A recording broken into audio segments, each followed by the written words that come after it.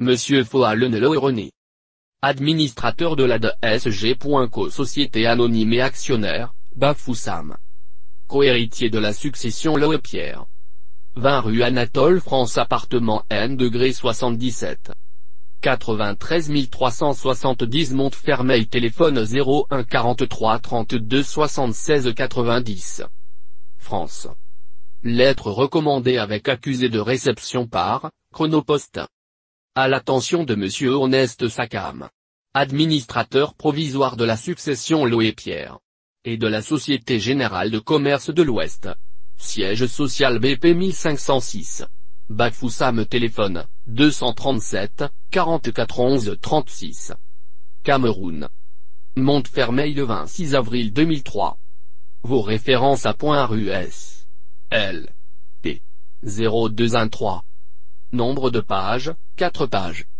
Objet, demande de dividendes en rapport aux exercices comptables 1999, 2000, 2001, 2002, 2003 conformément aux lois et règlements sur les sociétés anonymes et notamment des statuts de la Société Générale de Commerce de l'Ouest, et de par l'ordonnance N°348 de la Cour suprême du Cameroun datée 15 avril 1999.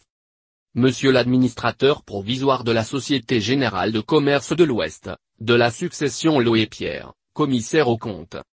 En date du 5 mars 2003, je vous avais interpellé par lettre recommandée avec accusé de réception pour le paiement des dividendes qui me sont dus, relative aux exercices comptables 1999, 2000, 2001, 2002, 2003, conformément aux lois et règlements sur les sociétés anonymes et en particulier de la Société Générale de Commerce de l'Ouest et de l'ordonnance N°348 de la Cour suprême du Cameroun datée 15 avril 1999.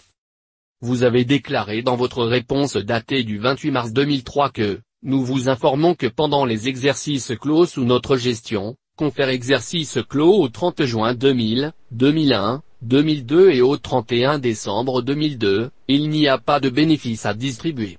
L'exercice 2003 étant encore à ses débuts, nous ne saurons vous en donner situation exacte. Votre réponse est très vague, car vous prétendez qu'il n'y a pas de bénéfice à distribuer pour les années 2000, 2001, 2002, sans pour autant apporter les preuves, les comptes rendus d'assemblées générales ordinaires annuelles qui sont obligatoires et qui doivent être communiqués aux actionnaires dont je suis membre du conseil d'administration, qui permettraient de mettre en relief vos déclarations. J'espère que vous n'avez pas commis une infraction relative à l'article 45 de la Société Générale de Commerce de l'Ouest et je me permets de vous demander des comptes.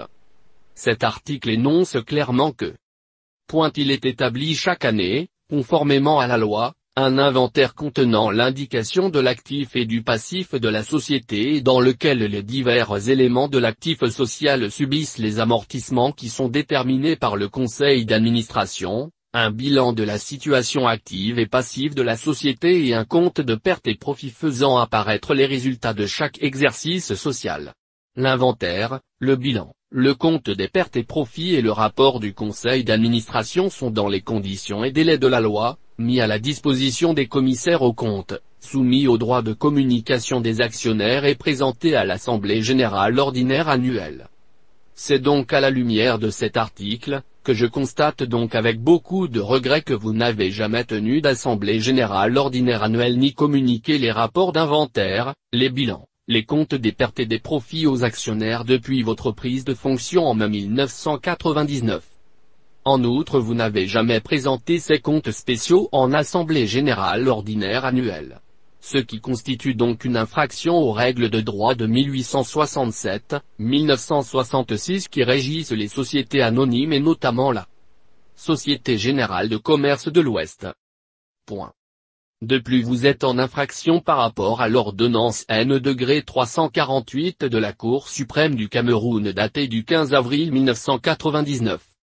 À titre de rappel, cette ordonnance N°348 énonce clairement que Annulons tous les procès-verbaux de l'Assemblée Générale Ordinaire de la SGECO Société Anonyme du 27 décembre 1996 et les délibérations du 30 décembre 1996 du Conseil d'administration de la SGECO Société Anonyme, ceci pour convocation d'une autre Assemblée Générale dans un délai d'1 mois à compter de la signification de la présente décision. Nommons le Sieur Sakam Ernest, directeur de la FAA comme commissaire aux comptes qui assistera à cette réunion. Cette décision est bel et bien conforme à l'article 33 des statuts. Car cet article a prévu le recours à l'autorité judiciaire aux fins d'être autorisé à tenir une réunion de l'Assemblée Générale. Attendu que l'article 33 susvisé dispose, l'initiative de la convocation des assemblées générales appartient au conseil d'administration ou au commissaire aux comptes en cas d'urgence au liquidateur, pendant la période suivant la dissolution de la société à l'autorité judiciaire, à la diligence d'actionnaires justifiant d'un intérêt légitime, de l'urgence, et de l'injustice des autorités statutaires à qui appartient normalement l'initiative de la convocation.